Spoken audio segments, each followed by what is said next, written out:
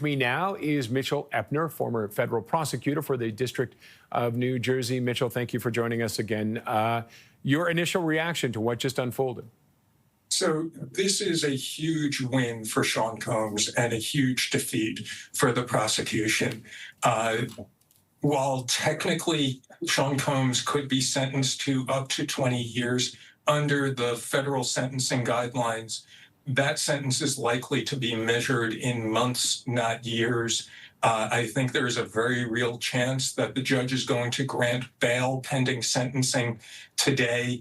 And if Mr. Combs had been, this is a surmise on my part, but I believe that if Mr. Combs had been offered a guilty only on the offenses that he was found guilty of before trial, he would have taken that deal.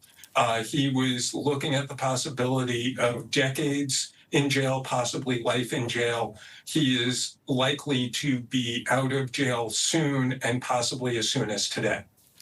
What led to this today? Who did the prosecution do wrong, or was the defense just that good? Well, the defense was good, but the key to this case, as we talked about yesterday, Roger, was the fundamental question of whether Cassandra Ventura and Mia were victims or volunteers. And everybody was in agreement that both of them started as volunteers. And the question is whether eventually they became victims who were only participating in the so-called freak-offs because they were being coerced.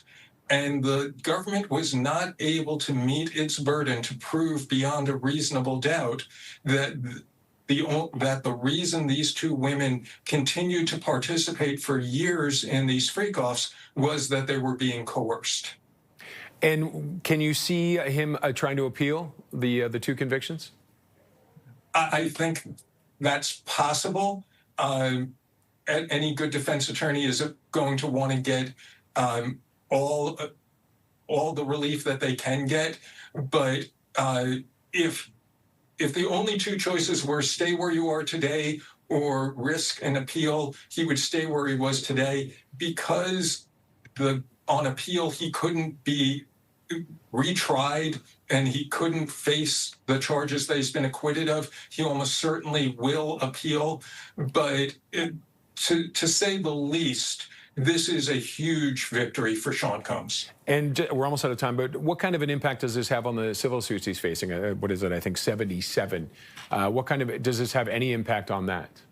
It has a huge impact, because if he had been found guilty on the sex trafficking, that could have been essentially game over in the civil cases where there's a lower burden of proof. Now, if these civil cases go forward, the plaintiffs will have to prove their cases to the lower burden of by preponderance of the evidence, which just means 50.1%.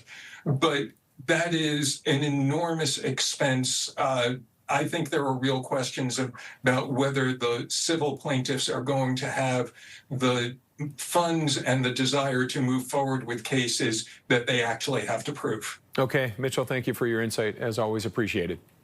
Thank you.